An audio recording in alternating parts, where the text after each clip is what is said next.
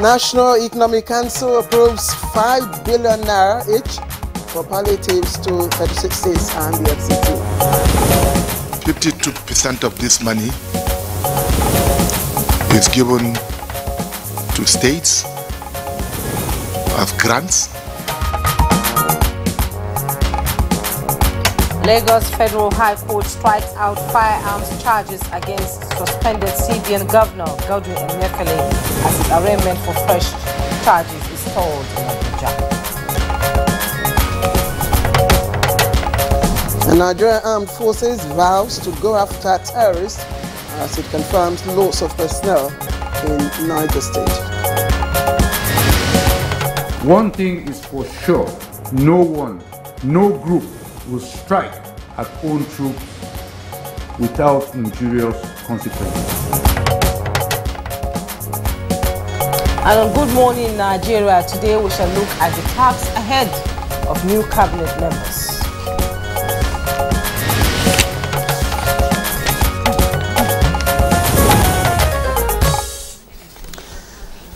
Indeed, the talks ahead for the new cabinet members.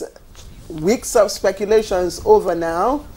The next thing to do is to put permutations and anxieties that characterize the waiting game behind us. And finally, the president has a cabinet in place to work with him in delivering his renewed hope agenda. Indeed, Claire, and not without some little drama, And after the Senate took time to screen all the nominees who appeared before it, Nigerians now have an idea of those that will be driving the agenda of the government. In all, 45 ministers designates were assigned portfolio covering several ministries. And now, according to the presidency, they are expected to be inaugurated on Monday next week as members of the Federal Executive Council. Of course, and that will be ceteris paribus, all things being equal. But let's break down the composition of the new cabinet for you. I'm sure you must have seen, of course, the names and their portfolios. But the analysis indicate that 32 ministers and 13 ministers of state, I beg your pardon, will take charge of the ministries beginning from next week. Now, while some ministries retained their names and structure, others have been renamed or created according to the vision of the government and Mr. President. Now, for instance, nobody has been assigned to the Ministry of Niger Delta, or we do not know for now what will become of that ministry. But the Ministry of Environment and Ecological Management has been reserved for the nominee from Kaduna State. Also, Claire, the Ministry of Petroleum Resources has not been assigned to any minister. However, there are 2 ministers for the oil and gas sector, with each taking charge of oil and gas respectively. Now, already Nigerians are speculating if Mr. President will directly be in charge of the Petroleum Ministry as it was in previous governments. So, other aspects of innovation that we see show that the President has created the Ministry of Marine and Blue Economy, expected to deal with Nigeria's vast opportunities within that sector. Ministry of Arts, Culture and Creative Economy has also been created, and that will harness Nigeria's vast creative opportunities. Now, it means that tourism, which used to be part of that ministry, that's the arts and culture, will now stand alone. And 2 ministers have been designated as coordinating ministers. Now, they are Mr. Wale Odun, who has been assigned to Finance Ministry and will also coordinate the economic team of the government, and Professor Ali Pate, who is assigned to the Health Ministry, is also expected to coordinate Nigeria's health and social welfare system under the Tinubu administration. And as you said earlier, permutations, who gets what, is now over. Analysis of the portfolios is what is happening at the moment. The Nigerians are expecting that the ministers will hit the ground running immediately. They are inaugurated next week by Mr. President. Already, expectations from Nigerians clearly indicate that the ministers will, or some of the ministers already have their tables full of challenges that they will need to tackle and meet the yearnings of Nigerians. And such critical issues will include, of course, the rollout of palliatives to, impact the effects of the removal of fuel subsidy.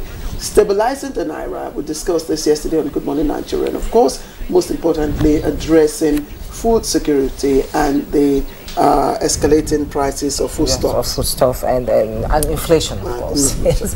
And there's no doubt that the ministers designate have their jobs cut out for them. Now, Nigerians are also looking forward to an end to these challenges like insecurity, epileptic power supply, food, bad roads, and unemployment, among others.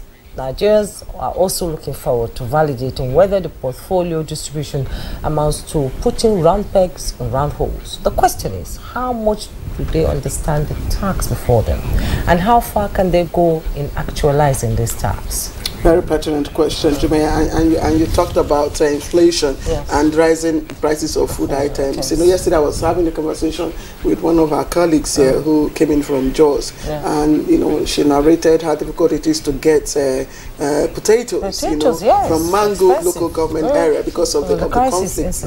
And though things are getting much better with regards to items like tomatoes, like onions and all that. I mean, you and I know, where it pinches, better than any other person. Yeah. So, very pertinent questions Jume raised, and apart from the fact that the APC manifesto and the renewed hope agenda of the Tinubu administration has indicated, at the roadmap, what specific demands will the president be making from his ministers, and how will the proposed retreat, which has been regular, assist the ministers or impact, the responsibility of the tax ahead of them? There are implications, of course, and the composition and pairing of these ministers are also in question. Is it capable, that's the composition of the ministers, of generating success or administrative friction? So there are so many questions now, and if you surf the internet, you'll find plethora of questions, plethora of issues, suggestions, opinions and what the ministers should do, how they should do it, but everything rests on the table of Mr. President. How he goes about it, the strategies, the responsibilities he's going to assign them are all part of what we will be discussing today on Good Morning And of course, Nigerians now know where to direct their complaints to, because now there's delegation of duties. The ministers are there to answer questions and how to provide solutions to the questions that people will be asking. I think there will be less burden on the president now. So many, practicalizing the issues. Yes, and there are mixed feelings. Exactly. There are mixed opinions on the combination, the portfolios, the assigning of the portfolios to the respective ministers, whether or not the president had put square holes, square pegs in square holes. So that will be what we'll be looking at on Good Morning Nigeria today. And I love Friday. I love the feeling of Friday. It's the last edition for this week. I am Claire Adinabu Abdurrazak Jume. You don't like Fridays? No, Fridays actually is for rest. It's a day where we pray and we do so many things. So it's a day for me to just lie down, enjoy myself. And I was expecting that. So I join Claire and welcome you to Good Morning Nigeria, the final edition for the week, and we are reaching you live from our Abuja studios here in the nation's capital.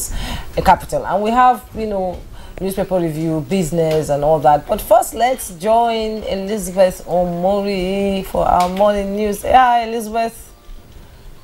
Do you like Friday? Of course. Thank God it's Friday. Amen. Thank you so much for joining us on the news segment. The National Economic Council has come up with more resolutions to cushion the effects of fuel subsidy removal and address the effects of flood disasters facing the country.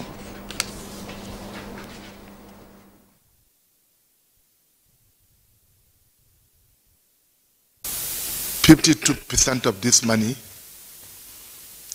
is given to states as grants, while 48% of the 5 billion naira is to be paid back on an installment basis within a period of 2 years, 20 months to the CBN by the states and the local government areas in Nigeria. A federal high court sitting in Lagos has struck out the 2-count charge bordering on illegal possession of firearms and live ammunition preferred against the suspended governor of the Central Bank of Nigeria, Godwin Emefiele, for lack of diligent prosecution. To my mind, it was a good decision to make, because if he had refused to strike out the charge and followed the line of thinking of the defense to insist that certain things be done by the prosecution before the charge could be withdrawn, he rightly observed that they would not prosecute the case, and at the end of the day he would end up striking it out for want of diligent prosecution and lack of evidence. Meanwhile, the arraignment of the suspended governor of the Central Bank of Nigeria, Godwin Emefiele, before the High Court of the Federal Capital Territory sitting in Abuja has been stalled. Emefiele, who was in court, could not, however, take his plea. They wanted to arraign him on a 20-count charge bordering on procurement. Now to security, the Nigerian Armed Forces has vowed to sustain onslaught on bandits and terrorists as it confirms that 36 Armed Forces personnel died in the 14th August 2023 air crash in ambush in Zungeru and Shiroro local government areas of Niger State. The Director of Defense Media Operations, Major General Edward Buba, stated this at the Defense Headquarters, Abuja, to clear speculations on the recent attack and Nigerian Air Force mishap. Troops, while conducting offensive operation, entered into an ambush. The ambush resulted in the death of 3 officers, 22 soldiers.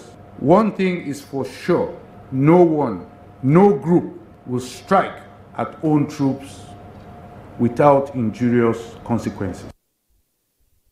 Meanwhile, the West African military chiefs met in Ghana on Thursday to coordinate a possible armed intervention to reverse the coup in Niger, as Germany calls for European Union sanctions against the coup leaders. The West African Regional Bloc, ECOWAS, says the meeting was being held to finalize plans for the deployment of the standby force. The talks come after a deadline for mutinous soldiers to release and reinstate President Mohamed Bazoum passed earlier this month.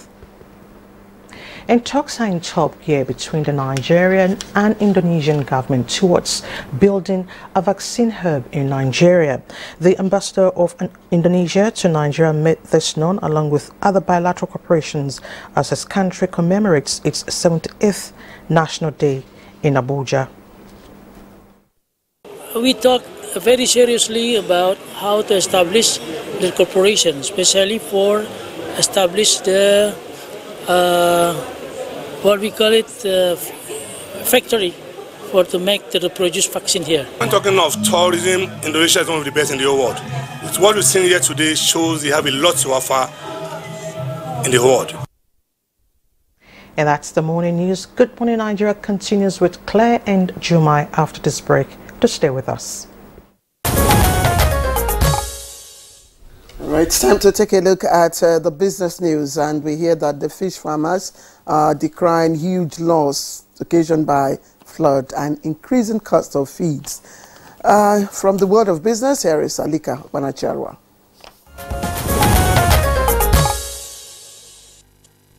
Fishery, which can conveniently generate over 5 million direct jobs and 50 million indirect jobs through processors, sellers, and others in the value chain, is said to be under threat if adequate measures are not put in place. Those involved in this process are calling for more involvement of concerned authorities to tame these threats.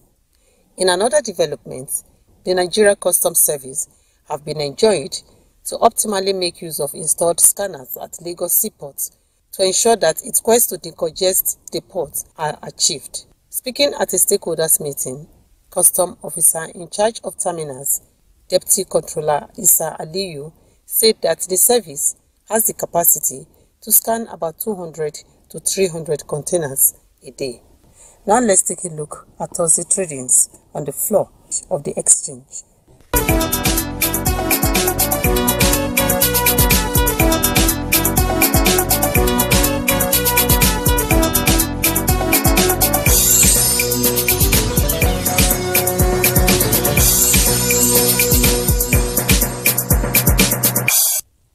Business News, Alika Opanachi, Arua.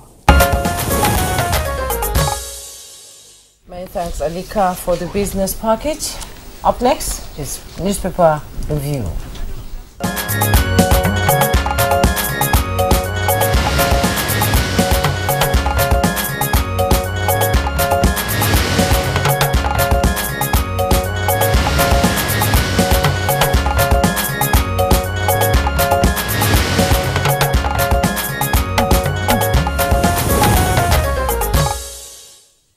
Okay, let's welcome Chuk's the man now. Chuku Jokodubaja to newspaper review. Chuku, good morning. Yes. How are you doing? The man is doing well. How are you doing? Yes, you're radiated. Is it because of Friday? I asked Jume earlier on, what how she feels when Friday comes. And the feeling is mutual. Yes. The feeling is mutual. That means the two of you feel the same thing. I like that. Yes. Exactly. Instead of saying here, you say the feeling is mutual. And they'll say, his English stands out. Hello, Jumai. Good morning, Chooks. Morning, you're welcome. It's good to see you. You're looking crisp this morning. You know what they say about Fridays? The music sounds sweet on Friday. It's okay. Let's not prolong this. Otherwise, I wanted to ask if broadcasters know Fridays. No, we don't.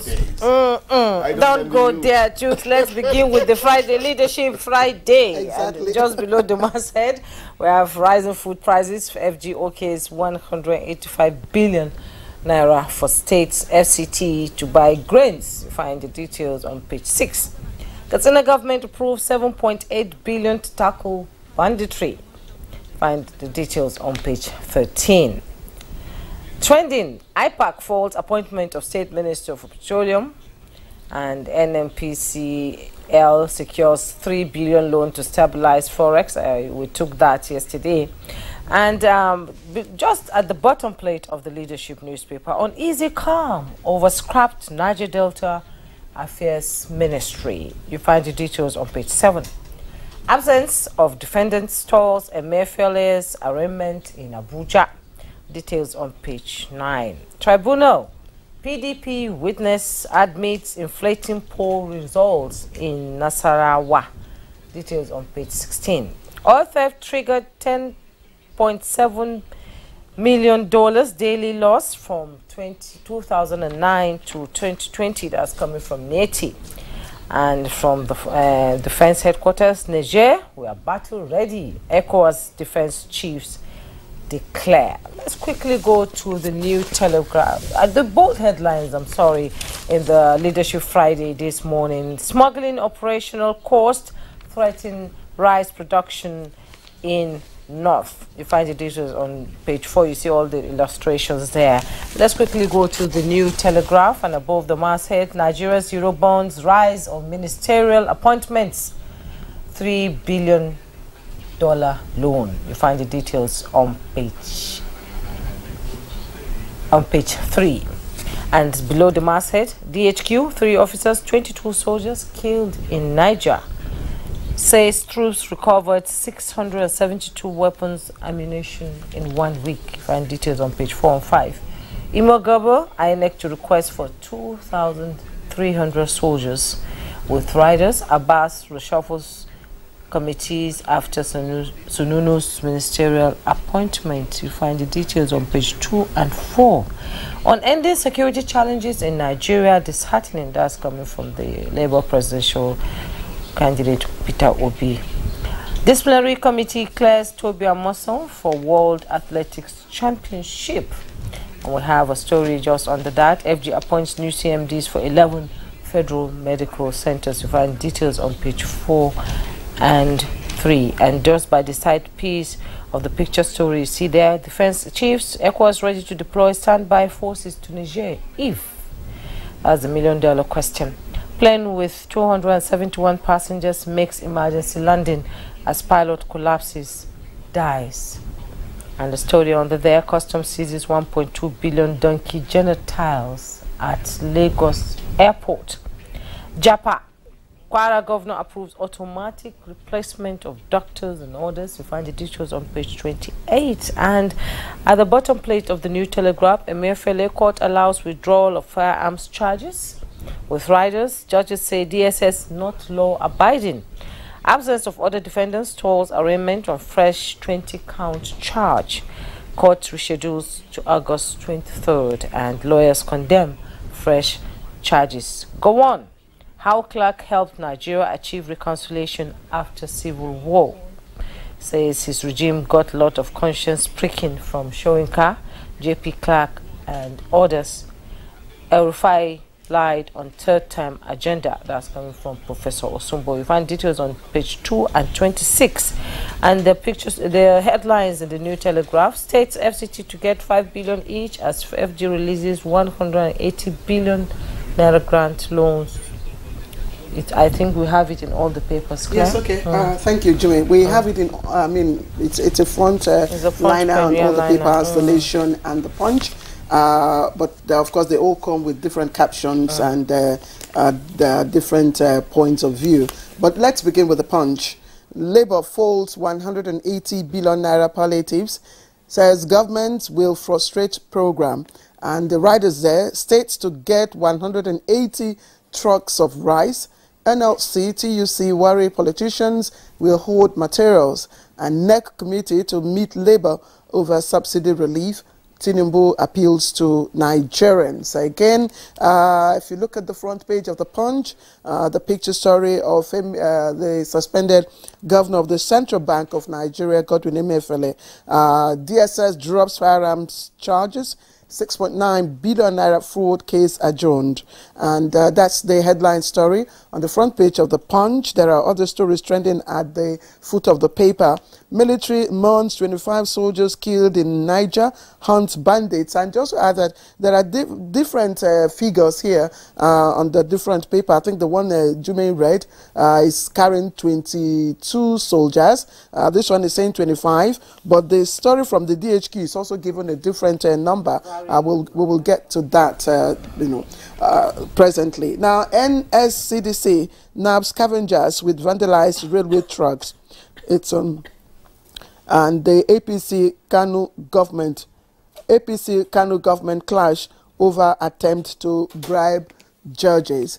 And just above the nameplate, banditry, North Central. Northwest plunge into 902 billion naira debt. Poor revenue persists, and federal government begins ministers' designate documentation on Saturday. Now that's the front, the lead story, the front page story of the Punch. The Nation also has a lead story on the palliatives.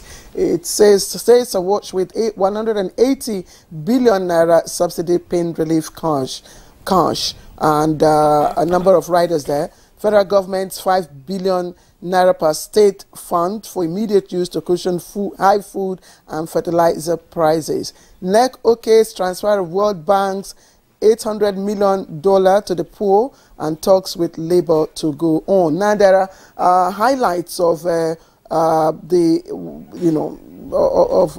palliative plan here. States got 2 billion naira of previous 5 billion. States that border Niger Republic to get federal support. States to buy 100,000 bags of rice, 40,000 bags of maize, and 5 trucks of rice received earlier. Review of social register ongoing. These are the highlights. And that story on the incident in Niger State. DHQ, 3 officers, 33 soldiers died in Niger ambush. NAF jet crash. Expert AK-47 can't shoot down jet. Again, AK-47 can't shoot down jet. And Emefiele charged with fraud, abuse of office, others in Abuja. Arms possession suit struck out in Lagos. But here is my story. Here is my story. Just above the nameplate. Toby Amusan cleared for World Championship. That gladdens our hearts. Toby Amusan cleared for World Championship. And I'm sure she's going to set records again. She might break her record and set new records. She's determined. Hopefully. Yeah, hopefully. And Niger, ECOWAS activates standby force, defense chiefs meet in Ghana. ECOWAS activates standby force, defense chiefs in Ghana. All right, I think these are the stories. Yes, and Chooks demand. Yes, Claire, first of all, we want to say that may God receive the souls of our soldiers who died in that crash. When a man says, I'm ready to die for country at any point in time, that immediately makes him a noble man. And people will tell you, are they not paid? You're talking nonsense. A man who says, I'm ready to die for my country at any time is a noble man. Yeah. May these soldiers so rest in peace. But I don't like the seeming inaccuracy in the figures being bandied about. 22, 25, 33. 27. What's that? Well, we just confirmed from the DHQ headquarters that it's 36. Actually. 36. Yes. Okay, so the nation report is accurate. But let me quickly say that when these terrorists, bandits, whatever they call themselves, you know, bandy about the photo opportunity over morbid things, and we begin to spread all over, we are not helping matters at all. When terrorists show what they say they were responsible for, which I'm happy, a former chief of training and operations at the NAV headquarters, Air Vice Marshal Bolaho Adekunle, has debunked the claim that they downed the helicopter or jet, saying that an AK-47 cannot shoot down a military helicopter. Because these people thrive on, you know, media space, media attention and all that. People should stop giving it to them. And they're solemnly mourn the death of soldiers who are actually putting their lives on the line. I received that video, I think more than 50 times. Who are those spreading it? You don't spread, you don't play People into just the keep hands sending it of terrorists. That doesn't help us in terms of considering your relationship with them, what we call them. We're aiding their propaganda right now. That's what it is, and that's what they want. You know, I was a bit worried when I heard this story. One, because when a helicopter is flying, usually it flies at a very high altitude above, you know, sea level. Yes. So my worry is it possible for AK-47, the range, to get at the helicopter? Is it possible? Maybe they had the rocket launcher. They said with the use of AK-47. No, but AVM Bolaho is saying that AK-47 cannot shoot down a military helicopter. Exactly. And that must be authority from a man who should know. Yes. Okay? Some people could argue, well, if you get a fuel tank, it starts leaking fuel, it will crash some way. But you hardly take it down there. That's the point they're making. You know, when I talk to us about being state-centric in our opinions and in whatever we do, you know, people think that we are overzealous. Yes. But you see, you must be state-centric. You must be patriotic. You must think of your country first. So when you get to quarrel with a lot of them because they think, because you're working in NTA, you want to talk about, you know, you want to support the government, you want to do that. But that's uncharitable. For crying out loud, we need to. If it's not good for country, it will not be good for you at all. By implication, you know, let people know that. You know, Chooks, in international relations, all the international system is driven by state interest. Patriotism. Yes. Patriotism. The state interest takes precedence and is the driver of every policy and every information, you know, that you dish out. Yes. So I don't see the reason why, yes, things may not be as rosy or as we plan. But then again, nothing is perfect. No country is perfect. No country is every country, you know, has its own challenges. You go to. I was in the Netherlands and I dreamt of coming back. You know, yes, things were in order. Were things not rosy there? Exactly. You even said that cyclists have a space to, you know, Chooks, you don't want to. They have a space to use their bicycles, and all that, and no taxi will threaten them. Yes, everything seems to be Ojo Madreko must be jealous in his grave. But he tried it. But then there was in Nigeria on the highway. They would just brush you off into the ditch. But there was this paradox about the whole thing that didn't get to me. You know, it didn't get to me. So I looked forward to returning to my country, and the first thing I did when I got back home was to pounce on a bowl of pounded yam, well prepared egusi and all those things. There's no place like Nigeria in this world. Sometimes I love this country. Whether our problem is that everything seems to be at our beck and call. Yes.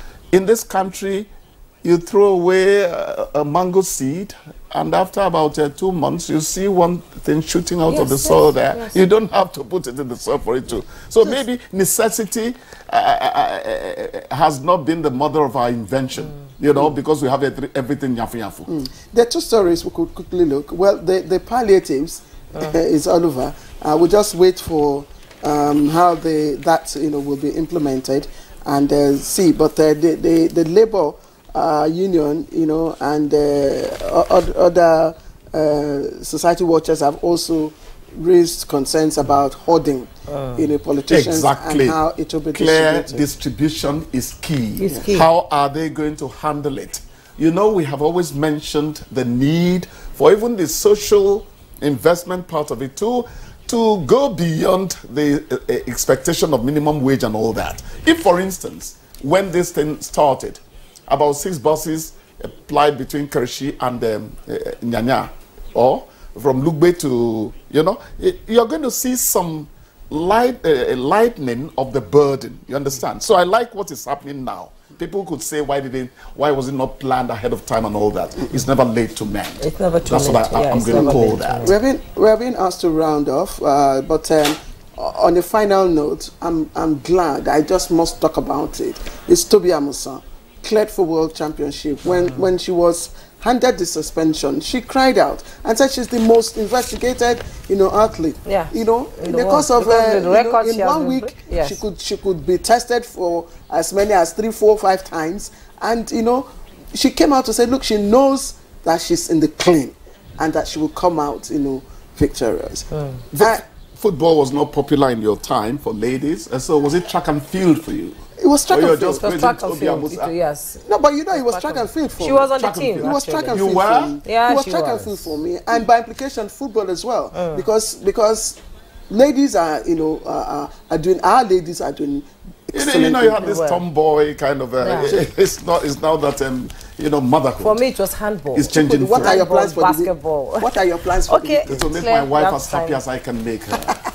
That's it. All right, and of course, I know you won't get up earlier on Saturday. Thank you. Do have a pleasant weekend. You too. Yes.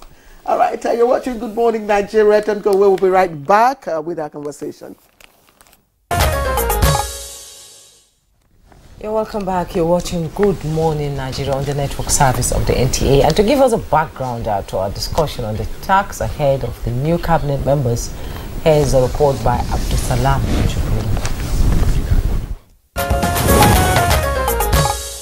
It is said that the performance of any government is directly proportional to the quality of its officials, elected or appointed. Heads of government often look out for the right men and women to manage various sectors of the economy as ministers. They are responsible for driving government policies and ensuring that the expectations of the citizens are met. On 7th August 2023, the Nigerian Senate confirmed 45 ministerial nominees submitted by President Bola Ahmed Tinubu after a week-long screening of 48 of them. 9 days later, the much-awaited portfolios were assigned to the confirmed ministers. Nigerians have been reacting to the assigned portfolios in President Tinubu's cabinet. About 10 ministries were created or modified. One of such newly created ministry is Marine and Blue Economy, to be headed by Bunmi Tunji Ojo. This involves the economic activities associated with the oceans and seas. Another newly created ministry is Gas Resources, separated from the Ministry of Petroleum Resources. Arts, Culture, and the Creative Economy, to be headed by Hanatu Musawa, combines 3 aspects. Recall that in the previous administration, the culture sector was merged with information. President Tinubu also created social welfare and merged it with health to have an encompassing ministry. Aerospace development was created and merged with aviation, while youth development now stands on its own. Humanitarian Affairs and Poverty Alleviation was created from the Humanitarian Affairs, Disaster Management and Social Development during the previous administration. While some Nigerians applaud the list of ministers and their portfolios, stressing that many of them are round pegs in round holes, others feel the portfolios could have been done in other ways. What is to be expected of the new ministers in the immediate, short and long term? Many sectors of the economy are in dire need of a boost and revamping. Will they be capable of meeting the expectations of Nigerians? These and more will form the crux of discussions as guests speak to the tax before the incoming ministers shortly.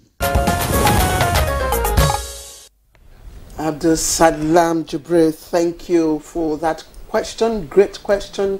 Will the new cabinet members meet the expectations of Nigerians? Now, that's the crux of our conversation on Good Morning Nigeria this morning. And if you've just joined in, we welcome you as we begin our introductions of our guests here in the studio. Dr. Abel Daniel Uchibu is former Deputy Clerk, House of Representatives, and CEO Creative Management Consult here in Abuja, and would like to say thank you for joining us for this conversation. Thank you. Also here in the studio is a familiar face, Media's Delight, Honorable Ahmed Sajo, former Commissioner for Information and Strategy at Adamawa State, and also a public affairs analyst. Honorable Sajo. Yeah, thank you very much. It's my pleasure. I can't wait for the vibrant conversation, discussion we're going to have. And also joining us from our Enugu studio is Professor Joy Ngozi Ezealo, Senior Advocate of Nigeria, Emeritus Dean, Faculty of Law, University of Nsukka. Thank you so much for joining us, Ma.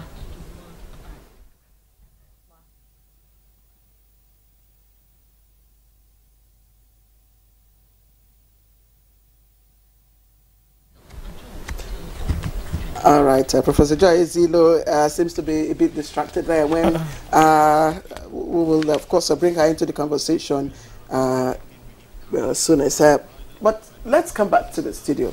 And the first question, of course, will be, and I'm just going to direct this to Honorable Sajo, who's a former Commissioner for Information and Strategy in Adamawa State and Public Affairs Analyst.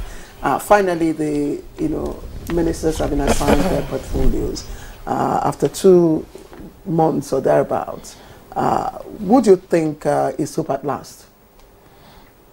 What? Would you think it's hope at last? Hope at last?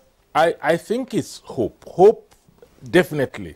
I had cause to discuss issues about the cabinet, and some people were talking about the size of the cabinet, and I was talking about the likely efficiency of the cabinet.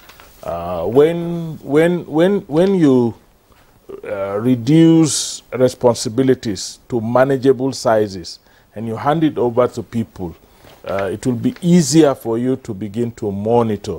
In the past, we used to have a behemoth Ministry of Transportation, for example, that covers aviation, marine transportation, road transportation, and it was almost like difficult even for one person to begin to pay attention to all those key areas.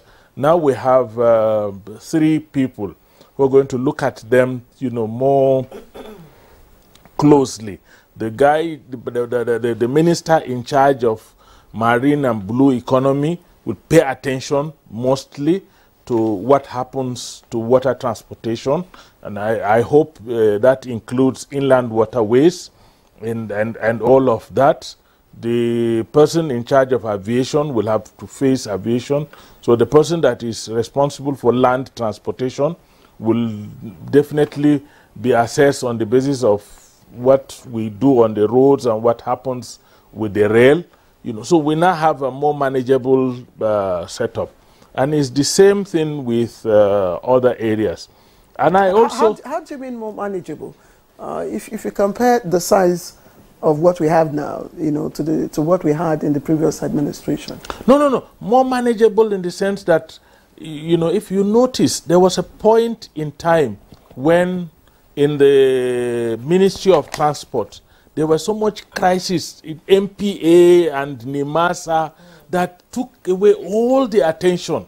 And you know, we had serious crisis in other aspects, but they were not looked after. The same thing happens when aviation was under transport. You know, when it was transport and aviation, crisis will happen in the aviation sector that will divert all attention to it. But now everybody will look at what, you know, the last administration. The first tenure of Muhammadu Buhari, we had Fashola handling works, the housing and power. All of them, 3 key sectors of the economy. And at the end of the day, he did his best, but he could not deliver effectively on all the 3 because it was too heavy. Now we can have but most importantly, we are hoping and we're praying that government will also have, beyond the oversight of the National Assembly, government should have a monitoring and evaluation unit that will begin to assess these ministers using certain parameters, using templates that determines deliverables, that determines outcomes. So we can, when we say a minister is functioning, we should be able to have the parameter upon which he was assessed to say he was functioning. We also need, very importantly, that the ministers should be charged with the responsibility of bridging the trust deficit that exists between government and the people. It's very, very key. The pool, the reservoir from where government, elected in particular, pulls its legitimacy is the people. You do not move a system, you know, believing that you alone knows what needs to be done. You need the people. And so in gaining back the trust of the people, in dismantling the trust deficit that exists, the ministers must be up and doing, and they must be connected. They are not ministers of Abuja. They are not supposed to be in Abuja, you know, enjoying the serene environment in Abuja, but they should be ministers that are in touch with the situations, with the situation of their delivery points at locations across the country. That's that should really buoy up the hope that we have in the new cabinet. That's beautiful. And now let's bring in Dr. Abel Daniel Ochibo. You've been part of the system, and we've seen the rigorous screening that took place, you know, of the ministers. And Ahmed Sajo is saying that government should have a monitoring, you know, unit and evaluation to check them. But it's a mixed grade of ministers we're seeing here: politicians, experts, technocrats, you know, and they're all coming on board to support the renewed hope agenda of President Bola Ahmed Tinubu. Would you say that the portfolio assignment meets your expectation? Well, thank you so much. I'll answer that, but let me paint a bit of preamble from the question that was asked earlier. The hope at last. Yes, the expectation of Nigerians is very palpable. You can virtually catch it in the air.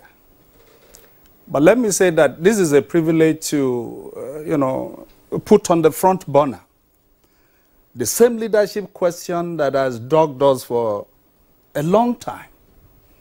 And this is another privilege for Nigeria to showcase itself. Now, I was looking at attending newspapers yesterday, and I saw the new Minister of Sports, Minister Designate. Yes. And every report I read said is the 36th Minister of Sports. Now, let's use that by way of extrapolation, perhaps. Every other minister is within the bracket and the band of maybe 30, 40, 50. Now, when you have an average ministry, having leaders as ministers, maybe since independence, about 30 to 50 of them. Now, that's a long time that we needed to see evidence of performance. But that is the background we have. So I think a lot is expected. But come to think of it, Nigeria is littered, and I dare say with a litany of what I call carcasses, cadavers, of ideas, of narratives, of initiatives, of projects, of institutions. And when I say cadavers, I mean they have failed over time. But we can't go on like this.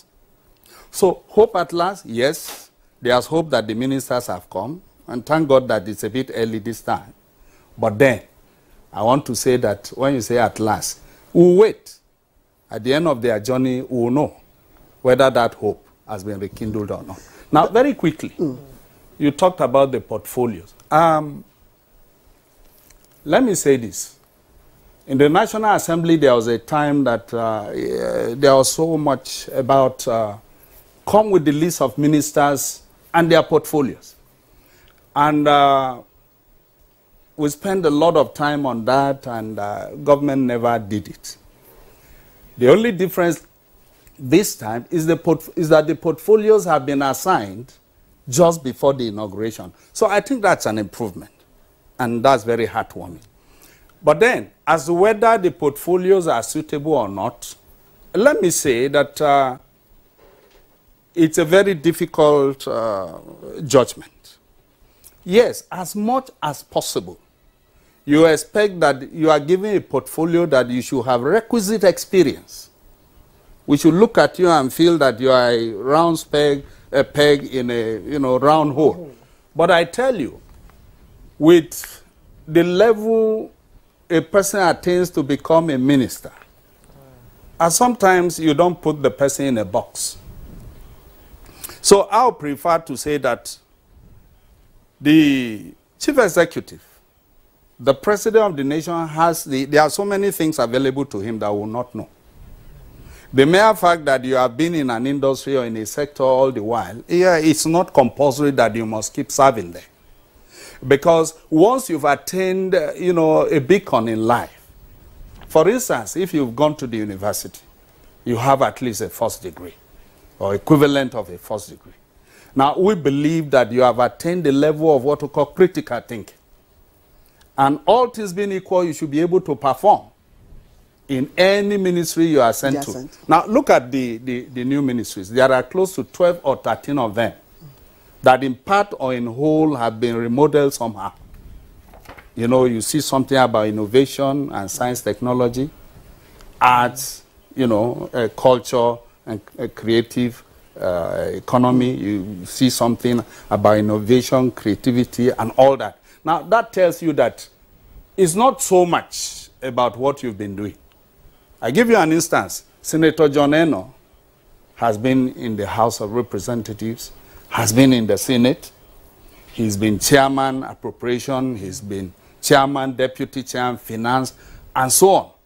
Now he's coming into the sports ministry. And I'm told he's a very good lover of sports. Now, it means that you have a leadership acumen and etiquette that you can deploy and go and use in that ministry. And let me tell you, from experience, even in the university, I did an MBA, and I saw many of my classmates who did not have a first degree in management or business. And I tell you, they were on top in class because they came in with a new level of enthusiasm and zeal that put them ahead. So sometimes we don't put people in a box. It's beautiful. So it didn't matter, again, whether you have the requisite experience within that box. Yes. But you have the administrative skill and capacity to deliver. Thank you, Dr. Chibo. Thank you for your opening remarks. Let's go to our Enugu studio now, where Leonard Sik, Professor Ngozi, Joy Ngozi Zilo, Senior Advocate of Nigeria, is joining us. Professor Zilo, you were a bit distracted when we first came to you. Good morning and thank you. Let's quickly have your own opinion about the portfolio assignments. I'm sure you must have listened to the two guests we have here in the studio. Honorable Ahmed here things in terms of efficiency, this is good. And Dr. Chigbo is saying, okay, there is hope. And he's also talked about competence versus experience. What's your perspective? I think the taste of the pudding is in the eating. But really, back to serious business, is 80 days since the coming into power of this government, and basically 20 days to 100 days in office. That is always remarkable because people tend to showcase what they have achieved. And the ministers are coming just these 20 days. Definitely from their part, there may not be any deliverable before the 100 days. But let's get back to the issue of assigned portfolios. There are those that you can call square peg and square hole, you know, that there are mismatch, definitely. But I've listened to other guests, and I know that we have to think in the best interest of Nigeria, or what Nigerians, majority of Nigerians want. What Nigerians want at this stage is an efficient, transparent, and accountable government. And that is what we desperately need. And then, so the ministers are coming in with huge expectation, and with the prevailing circumstances and environment that have made Nigerians not only poorer, but they are angrier. The Japa syndrome is there. You know, people cannot cope with their wages in terms of having a living wage.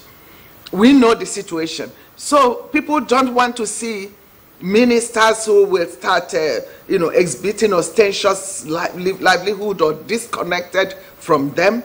They must be responsive and show seriousness in tackling the problem.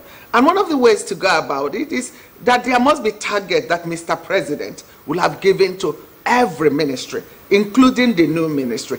Clear targets with indicators for and milestones, you know, in order to measure how far and the successes they are recording.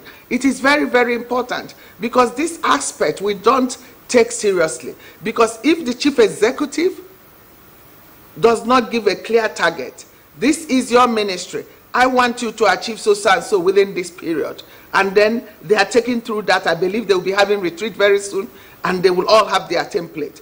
It is very important. But there are also ministers there that you don't really need to teach. There will be few, in fact, not more, just more than few, that will be learning on the job. And that's where you have a problem, where there is huge expectation, where already the environment is one that people can't afford to wait a minute longer. And then you have people who have to take their time, learn the ropes, because they have been placed in a ministry, they don't have capacity. There are people you don't have to think about that. Look at Works, for example. Governor Mahi that is there is an engineer by profession. He has showcased that he can. So when it comes to Works, he already have to know what he wants. What they need to do is to take stock.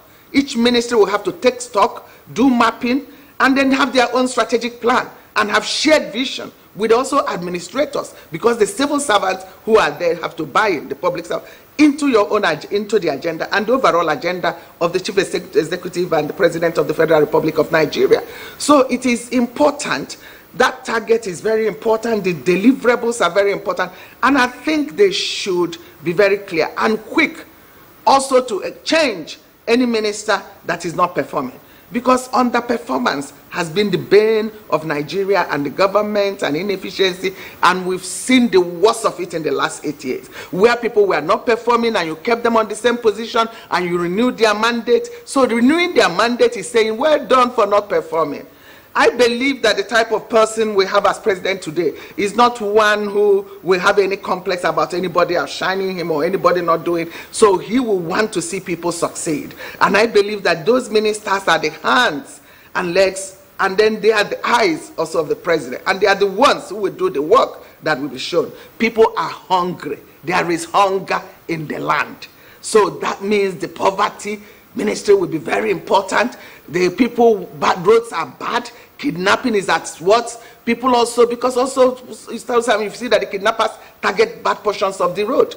We need also effective and efficient means of transportation. Today, air travel is oversubscribed.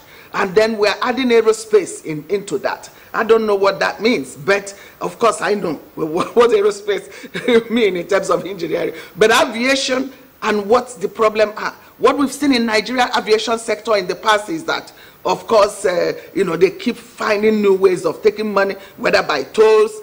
Fan is very rich, and corruptly everything will evaporate. You come to the airport, nothing is working, the escalator is not working. We have not built for our population. We have millions of citizens that travel, and then you have one cranky elevator that is not working. You have escalator that most of the time is out of, you have a security point that most of the time is out of service. You know, we just need to change the way we do business. And unfortunately, we have majority of the people also as politicians, and a few technocrats, but I believe that the politicians will study the mood of the nation, mood of Nigerians, and then look at their faces and just see that people are in a hurry to see a new lease of life, to feel, to breathe, you know, fresh air. So, and to breathe, and we have to allow Nigerians to breathe.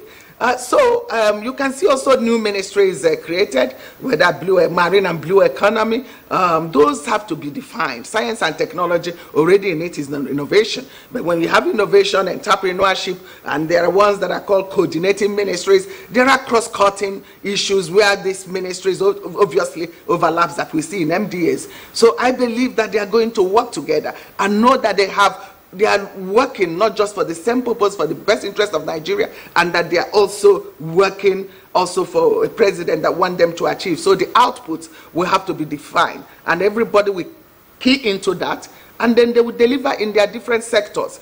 Nigerians, they definitely, people are hungrier today. The value of Naira is defended. The price of fuel, gas, all of those is good, that they've kind of separated gas and petroleum resources. And I hope with that there will be new focus on gas, which is where to go. And then the petroleum resources, we do the needful. Because Nigerians have asked government after government, what does it take to get our refineries to work? Or even to build brand new refineries, if the ones that they have been repairing and renovating has not worked. You know, it's not a rocket science. How come that people are refining fuels in their backyard and they are being impounded and showcased every day, and then a whole government have business with importation of crude oil, which didn't start with this government? Of course, the government is trying to take up bold steps, you know, to solving it. But I think the first things would have been done before putting not the cart before the horse. But again, you know, because the part of the scramble for the dollars that are limited, foreign exchange, and the depletion of the foreign exchange is this issue of importation.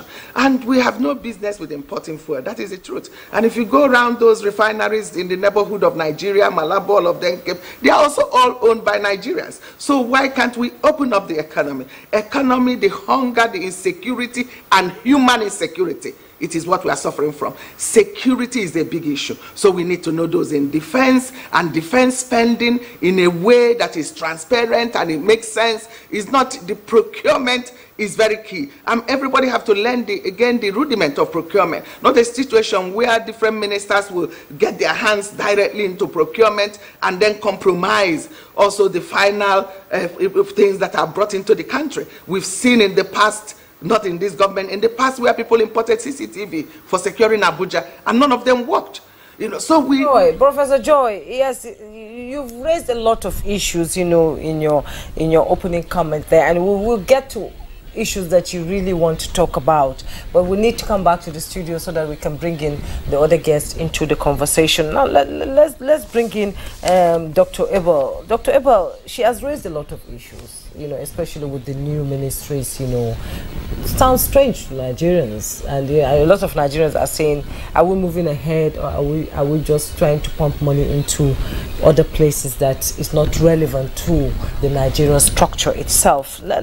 So how do you think about this new introduction of new ministries that are out there, and how do you think they will function well to impact Nigerians? Thank you. Yes, For sure, the professor went and touched quite a number of issues. And the issues about Nigeria's development are so humongous that you need a hybrid of measures to deal with them. Now, let me say this, that for a long time, there has been an unrestrained, gradual but progressive descent and relapse into a tailspin in this country. And that's why I said earlier that the hunger and the hope for development, the expectation by Nigerians is quite palpable. And it goes around, there's no area of the economy, there is no sector of the economy today that is not in a dire strait, that is not in a hurry to develop, that people are not waiting to see, creativity and development. So what we have seen so far, and like we've said, there are close to 12 or 13 new ministries, either in part or in whole. And I think all these are in an effort to see that we, craft a model of development that will be a departure from the past. We are going to see a new system, and that is our hope. That, look, things have not been, what can we do? And so one of the things we've seen is that, one, there are new ministries. Secondly, we have seen that some ministries have either been restructured or remodeled, like I said, in part or in whole. Number three, if you watch, we have brought back this concept of a coordinating minister of the economy. We have, I think, from the list I saw, we have 2 ministers that are coordinating. Health and social welfare, finance and the economy. Now, that is yet another level of innovation. So, when you put all this together, and then like we said earlier on, we now have a system whereby we didn't waste time as much as maybe we used to have sometimes in the past. And ministers have come on board within 3 months. Because there's a law. Yeah. So the law is now working. So these are all, glitters of hope here and there that I believe that we can cash in on them, and then we can see that they will hit the ground running. Perhaps as we go on, the government would think of some other, activities and some other strategies, and they will have to calibrate and reconfigure what they will do so that, like my co-speakers have said, we can see development, we can see activity, we can see results, we can see outcomes. I give you an example. We had a president in this nation.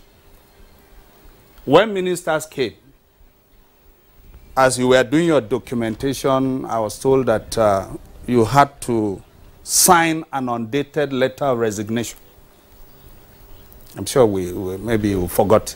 There was something like that. Yes. Now, that was a model. There was a strategy.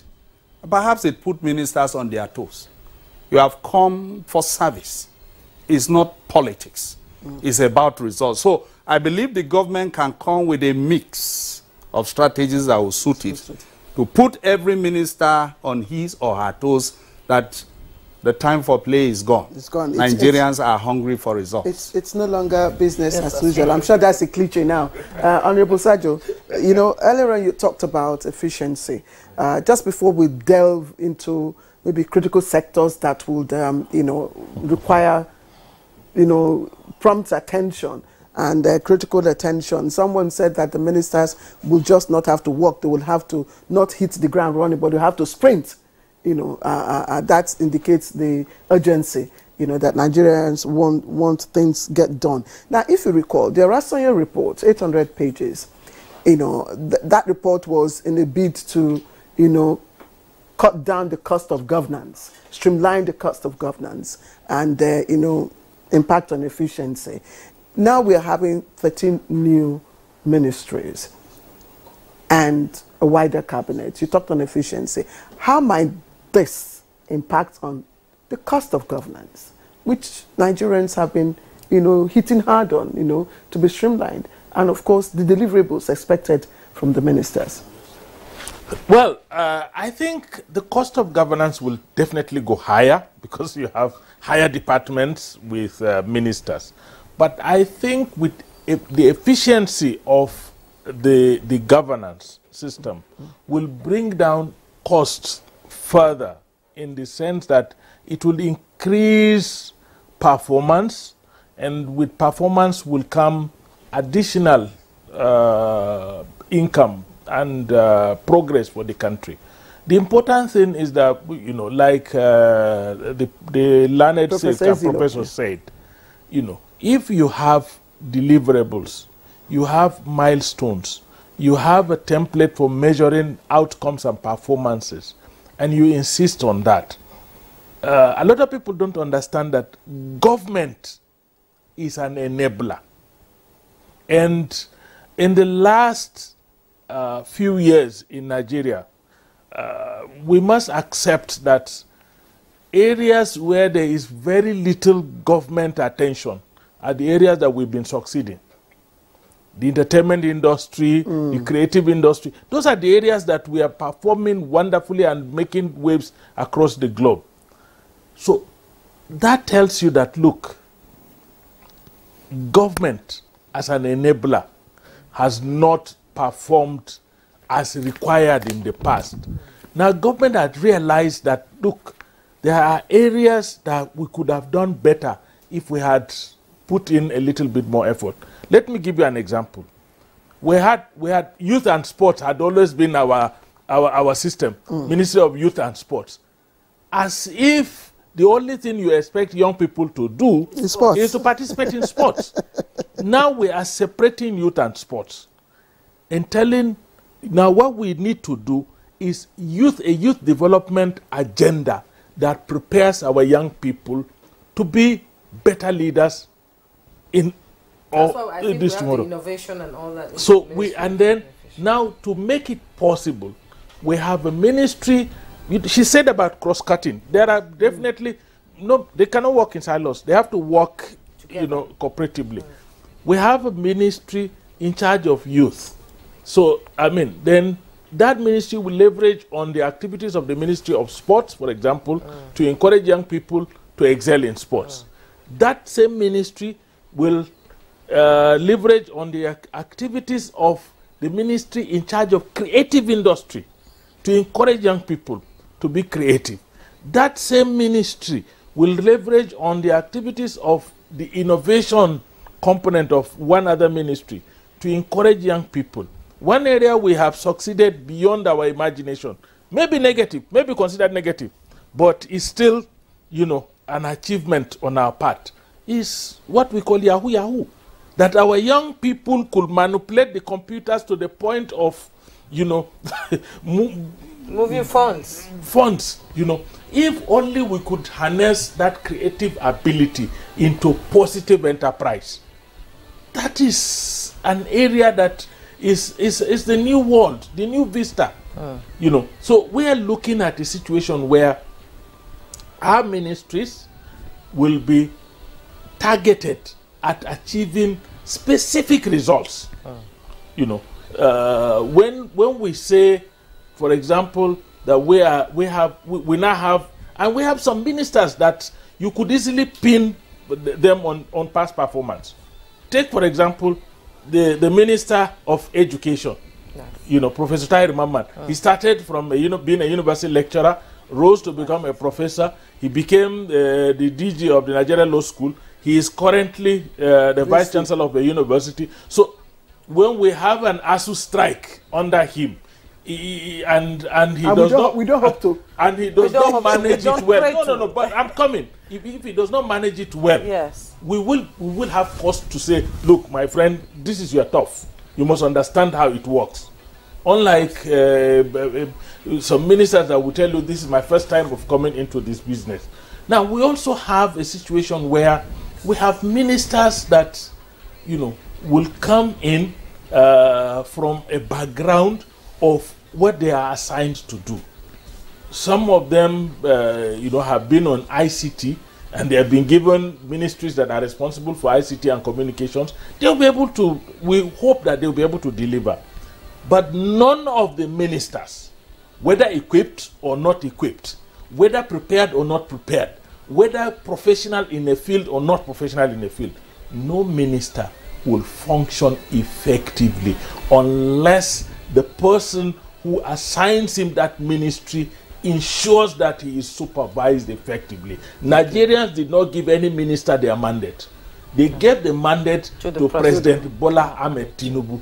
He is delegating that mandate Nigerians gave him to the ministers. Okay. It is his responsibility to say, look, my friend, this is how I want.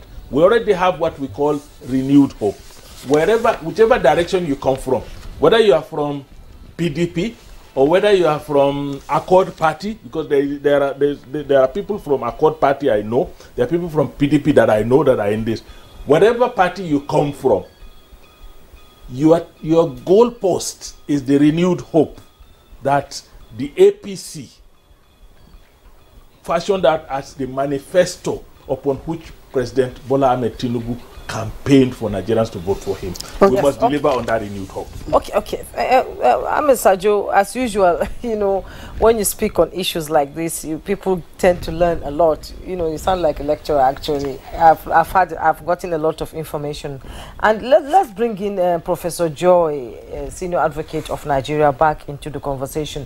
You raised some issues while you were talking, you know, about ministries, unbundling of the ministries, new ministries coming up, and one issue I want you to talk about is the Ministry of Petroleum Resources, which the president is the minister for the past, I think, since Obasanjo's era. President Obasanjo is the minister of petroleum, and then we now have a state minister of petroleum. We have two states, and then it has been unbundled with natural gas too. This is the goose that lays the golden egg here in Nigeria, you know, revenue generation and all that.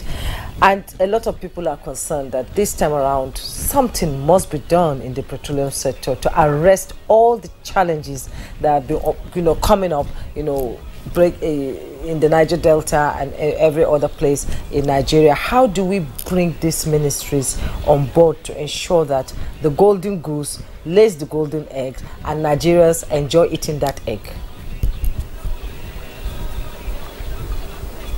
Very much.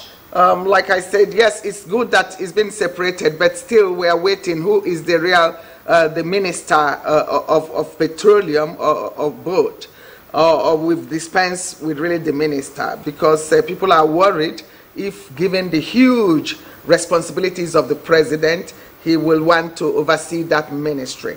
Again, in the last 8 years, we didn't see effective oversight of that ministry, but I believe there is a radical, not only departure, but in terms of personality and in terms of also capacity, that the president might be able to supervise it effectively.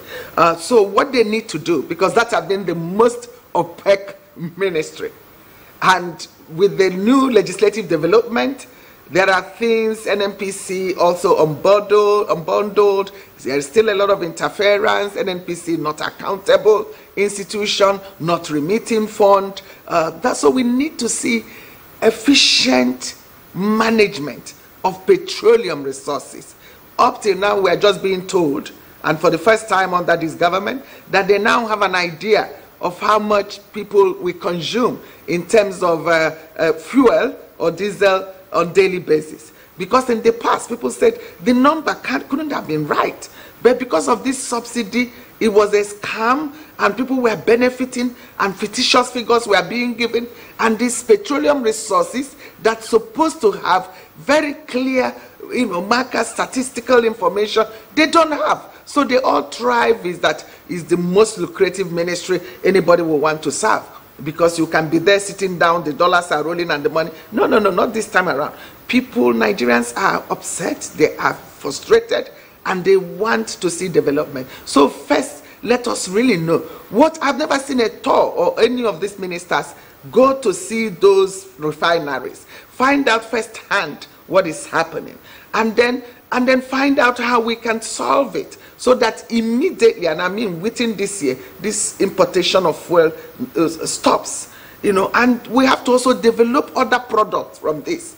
The issue of gas flaring, we hope that with the Minister of State for Gas, they can deal with that. They can also, there are gas pipelines being developed. I hope Nigeria war wouldn't affect that is happening in Nigeria and everything. And we can, through that, Nigeria can supply. Nigeria could have made themselves really better position, given also the war in Ukraine and the Russia and demand for those products, so that now we are number 3 or whatever, number 3 in terms of petroleum production or the natural resources. We can better deliver, better think.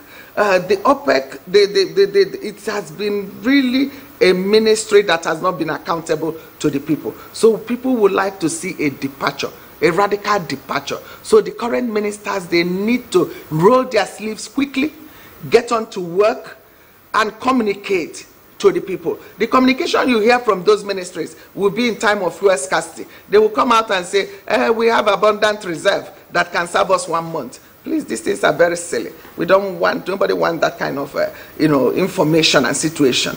We want the real information. Like you said, it's the golden egg. This is where we get, unfortunately, we have not diversified our economy. And this is where our foreign exchange comes. And every day it is dwindling what we receive. And that's why the reserves, everything has been depleted, plus the Hydra-headed corruption. So the Hydra-headed corruption in that place. And it's not just what the minister can change immediately. You have to go through strategic thinking, planning, process, and studying the ministry, including there are staffs who have become institutions in those ministries, who will frustrate, I'm sure, even any minister and administrator, or get you to do their way. You find some of them, if they have to be moved, you move them. Then there can be massive transfer, bring in new people, bring in persons with capacity, with experience, young people on board, make sure it's inclusive, gender, everything. And then new people with new thinking that we have to redeem this country, that we have no other country than Nigeria. And we have to act in the best interest of Nigeria, not embezzling the public wealth. And what we've seen is also the attitude. I'm Minister of Petroleum Resources, very important ministry. I'm a Minister of Coordinating Minister, very important ministry. And then they create a gulf between them and the people they govern. They hardly get on to field to see what is happening. They sit there, then they travel abroad, they go to, all of this have to be minimized. The problem is in Nigeria, and we have enough capacity to solve this problem in Nigeria, and we can't just be taking depleting resources. I believe that the president will set serious, benchmarks for them. We want milestones, results, outcome, and focus on that. That ministry and this separation, I think, will work in the best interest of the country, so long as I believe one of the new ministers is also someone with experience in that sector, who has also been a legislator, who has performed oversight functions in respect of that. So I believe now that he's the chief executive, he will be in a better position to run the affairs in a way that it will be more productive, and then bring back our foreign exchange. So, Joy Ezilu, Leonard Sake, Senior Advocate of Nigeria, thank you. I will get back to you because earlier on you talked about mismatch in the portfolio assignments. I would want you to identify the mismatch and also evaluate that against Mr. President's declaration that he would run a government of competence. But that will be shortly when we come back from this break, because I also have a question for the gentleman here in the studio. You're watching Good Morning Nigeria. Let's quickly take a short break. When we come back, we'll start up with Honorable Sajo. All right, welcome back to Good Morning Nigeria. Quickly now, Honorable Sajo, just before we bring in Dr. Ochibu, there's a saying that the liberal is worthy of his or her, pay, and that when you put out an ox, to the grain, to eat the grain, you don't have to cover the mouth of the ox, to prevent it from eating. And I have brought this out against, the opinion out there that some people were merely politicians who were rewarded, for the role they played during the political campaign, rather than based on their competences. I don't want to believe that. Okay. Let me tell you, that sometimes we make erroneous analysis of individuals just because they participated in the political process. It does not make a person who participated in the political process less of a technocrat if he has a technocratic background. You cannot deny, for example, Nyesom Wike being a lawyer. It does not, the fact that he contested elections and won and became governor does not remove the fact that he is a lawyer. You cannot, for example, remove from Badaru being an accountant. And an accountant, by all standards, is a professional. He's also a technocrat in his own right. So the thin dividing line is not as sharp as we want to make it. So some of these people have been in politics and they've also been in professions. What we are hoping for is that the system will benefit from both. They will have the critical thinking of professionals who've gone through the mill of training and retraining and becoming professionals, but they will also be able to make political considerations where it is necessary, particularly, issues that have to do with even spread of projects and programs, things that have to do with inclusion, making sure that there are youth, there are women, there are within systems. These are political decisions. That they are not purely technical decisions. As an accountant, you cannot sit down and you say, look, I'm just going to balance my books, debit and credit, when you are in the political space.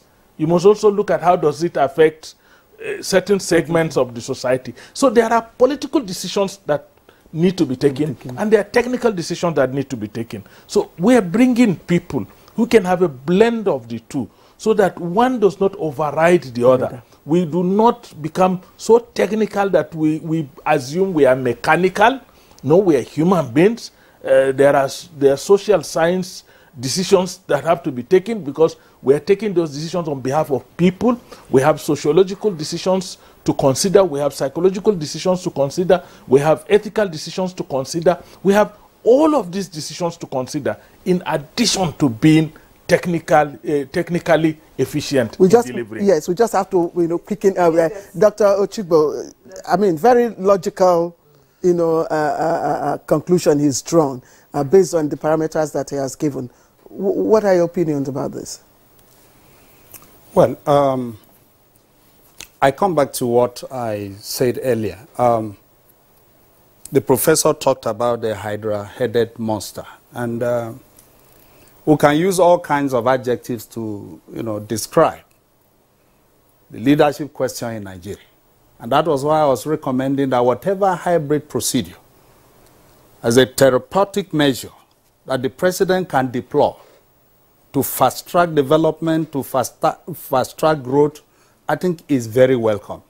See, listen, we are not going to become or to continue to be the shame and the poverty capital of the world. We are not going to be the ridicule headquarters of the world community. We are tired, and we are not going to be on the embarrassment street and highways, of the global system. Of course, we are tired of being haunted and celebrated as big brother giant of Africa, but people have described us as giants with clay-footed feet. We are tired. We are not going to be that. So if it takes, it's about the person.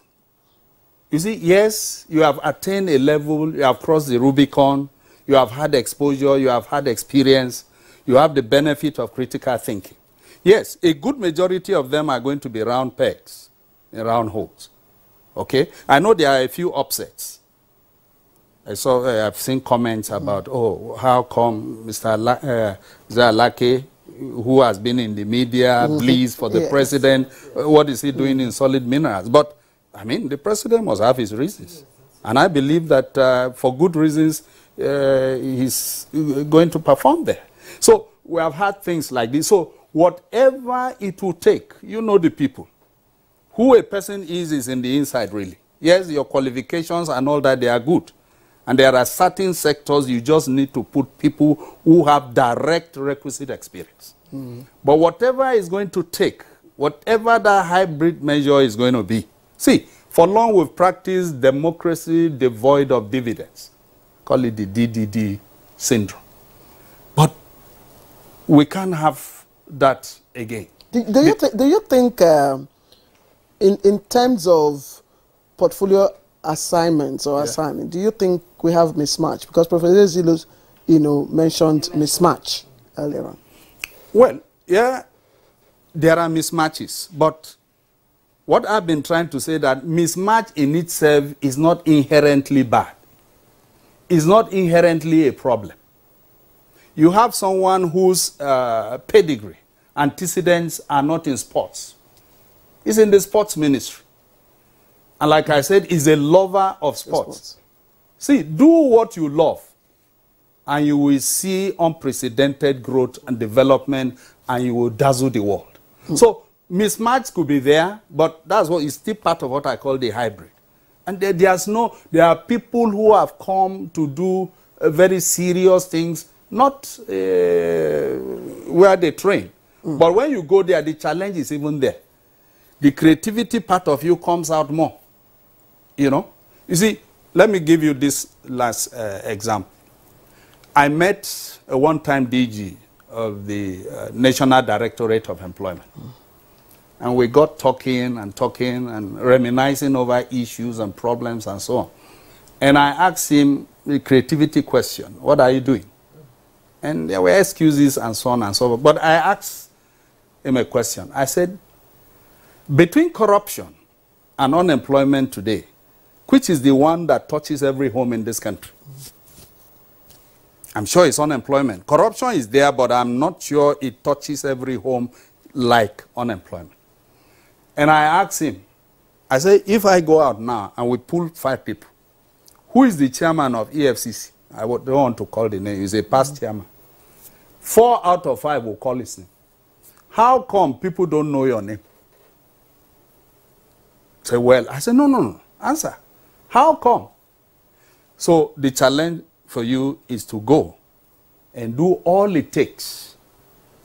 A mix of ideas, a mix of creativity issues, narratives, task people, and come. You see, we are not discussing unemployment Okay, here, so we are not going to do we just have to bring in Zilo.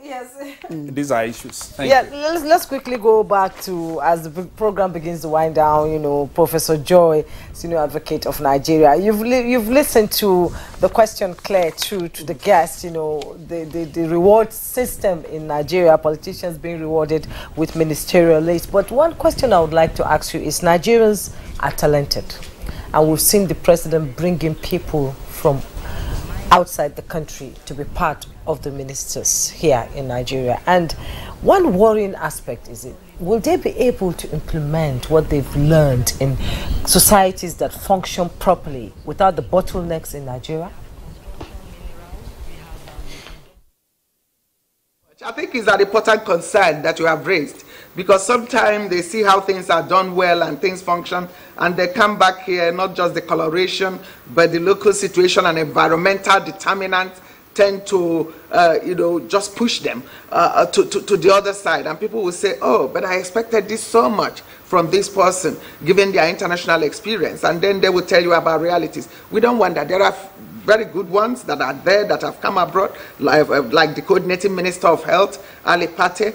We believe that he will deploy immediately his experience in that ministry. But then there is addition of social welfare also, which also people will have to unpack to know exactly what it contains.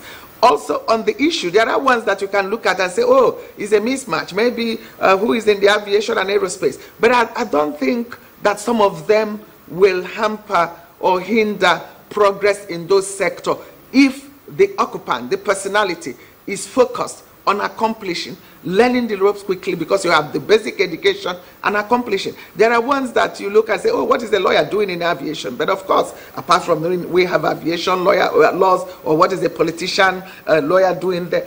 But I think if you look at people who have, like me, that have traveled the world, if you put me in that sector, I already know what to change. And I don't need to be a pilot, or I know already, because I've gone to over 130 countries in the world. I've seen airports, and I know what I desire for Nigeria. And I know exactly what I will want to put in place if I'm in that position. So that's just to say that some will still be effective if they have the humility to learn. And depending on what is their focus or purpose, is it to acquire more wealth, or is it to serve Nigeria and to render service and to deliver good governance, efficient, not just looking for where can we create money, set up this park, set up this. You look at those. If there are ones that you think they are not working, you immediately act. I think it's very, very essential that we really come back to having a responsive government that will find solution to the numerous problems of Nigeria. I had my colleague, speaker in the studio there, talk about corruption, that unemployment is in every family. But I want to say clearly that corruption is a cause and a consequence of that unemployment and underemployment we see. It impacts our development. That is why we have huge population of youth unemployed, underemployed, and trying to leave the country.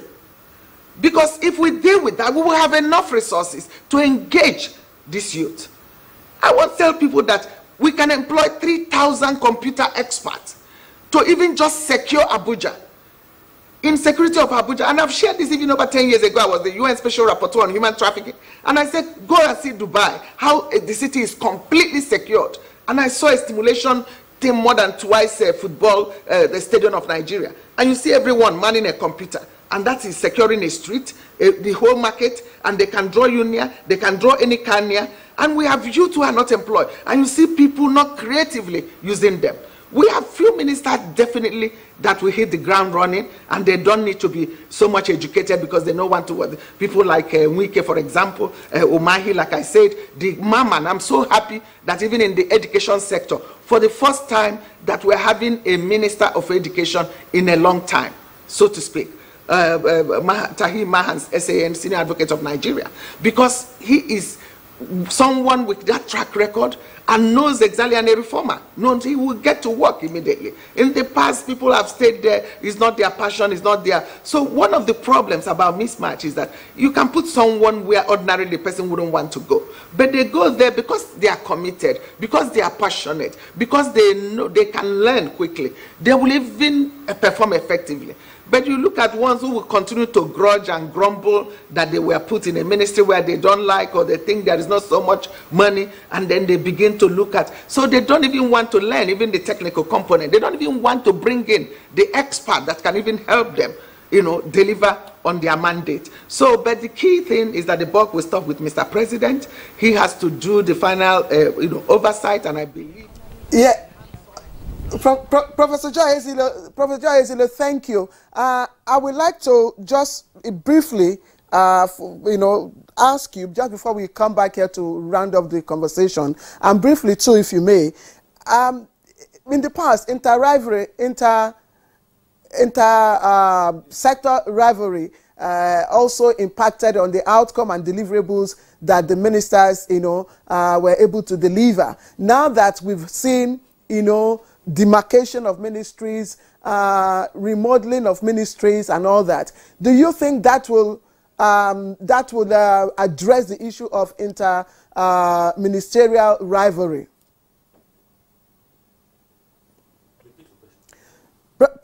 Prof. Because if you look at having now marine and blue economy, and then they can deal with then you look at the issue of gas, petroleum.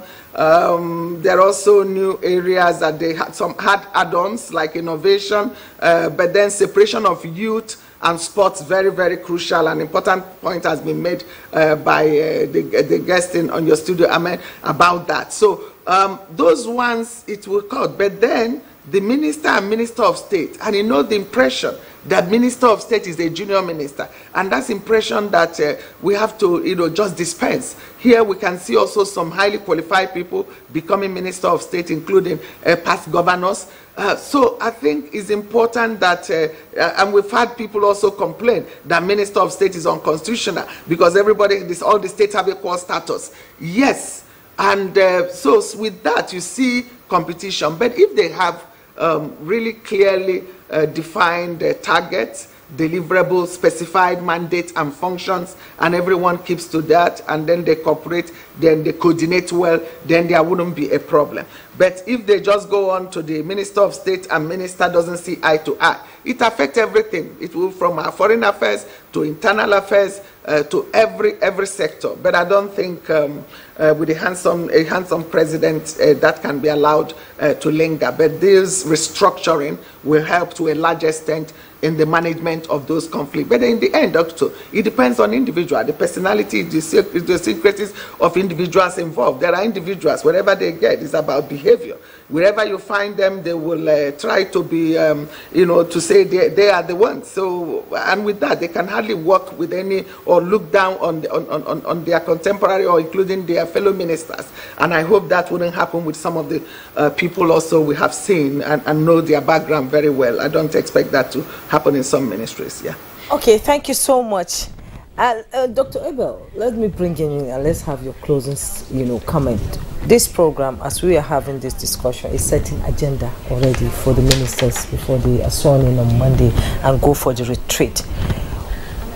Where would you see us with this new crop of ministers in the first 1 year? Thank you. We must build hope. I see us within a year, charting a new paradigm pathway. I see us not having business as usual. But however, let me say this, that we are talking ministers. It's a holistic framework. The ministers alone cannot do that. The ministers are going to be in ministries where civil servants, public servants are all going to have their hands on the deck. And let me tell you, look at all the past development plans of this nation. If you find out why they didn't work, you are going to see the issue about an inefficient bureaucracy and public service or civil service. So they have their part to contribute. Secondly, the ministers, who is a minister? I don't want to make semantics about who a minister, but there's something about a ministry, about administration. You have to minimize yourself so that you maximize your sector. But then, come to look at it, we are talking about individuals. We're also talking about a team. There must be teamwork. And we are talking about a system. Dr. And Chibo, finally, yes. Finally, I had a boss, financial controller, an expatriate. The day we were sending him off to leave the country, he told us something, and I always remember. He said, I met the finances of this company in a bad shape. I may not have improved it, but I'm not leaving it any worse. Dr. Chibo, thank you very much. But you said something, keyword, teamwork. Honorable Sajo, Professor Isidro talked about the conduct of the ministers, a very critical aspect in helping, the ministers to perform effectively. What are your closing thoughts about it? I think I started from there, that the first thing the ministers must do is to win back the public. We need to work with the public because, let us be honest, Nigerians are hungry, they are angry, but they are hopeful. And because they are hopeful, we can build on that hope to extinguish the hunger and the anger. And my brother here mentioned something about we being seen in very negative lights internationally, poverty capital of the world and all that. We need to change that. So what the ministers should do, first and foremost, is to evaluate their mandates, their portfolios, evaluate the work, the quantum of work required in each of their ministries, and look for the low-hanging fruits. Bring them down immediately so people can see results. And then in their conduct, I keep saying, we're talking about technocrats, but we must also talk about ethical behavior. They must be ethical, they must work in a manner as to win the confidence of Nigerians. We need that, absolutely. You wanted to say something before you cut off. Yes. Okay. All I wanted to say was that at the end of the day, You know, ministers will always come under hoopla, under celebration, congratulations. And each time ministers leave, I hear sacked. This time around, we don't want to hear a minister like my boss said. I met this place in a bad shape. I may not have improved it, but I'm not leaving it any worse. Please improve it. Don't even leave it where you met it. We don't want to hear that word sacked. Yes. Thank you. Dr. Abel Daniel Ochibo, I'm sorry I had to cut off that such a wonderful quotation and message. But thank you, Jume, for bringing him back. Dr. Abel Daniel Ochibo, former Deputy Clerk, House of Representatives and CEO, Creativity Management Consult, Abuja. Thank you very much. It was good to have you on our show. And we have Honorable Ahmed Sajo, former Commissioner for Information and Strategy, Adamawa State and Public Affairs Analyst, always in point, of course, with his contributions. Thank you very much. Thank you. Professor Joy Ngozi Zilo, Leonard Silk, Senior Advocate of Nigeria, Emeritus Dean, Faculty of Law, University of Nigeria in Nsukka. It's always a pleasure to have you, ma'am, with us, and we look forward to having you. To ask her what she thinks about the percentage of women in the cabinet. All right, okay, Jumai. Well, so now gentlemen, go to us. What's next for the latest in the world of sports? Michael Olise has signed a new 4-year deal at Crystal Palace, according to Chairman Steve Parish. Chelsea had been heavily linked with the move for the winger in a deal that could have cost them £35 million. However, such a transfer has now been thrown in doubt as Olise has opted to extend his stay at Selhurst Park. Talking to social media, Parish announced that Palace are set to hold on to one of their brightest talent for longer. Olise, who is currently nursing a hamstring injury, scored 2 goals and provided 11 assists for Palace last season after signing from Ridden in 2021. Meanwhile, Russian and Belarusian track and field athletes are unlikely to be able to compete at the 2024 Olympics, says World Athletics President Lord Coe. World Athletics has banned competitors from the 2 countries from its events, including a neutral flag because of Russia's invasion of Ukraine. The International Olympics Committee (IOC) has said athletes should be able to compete as neutrals.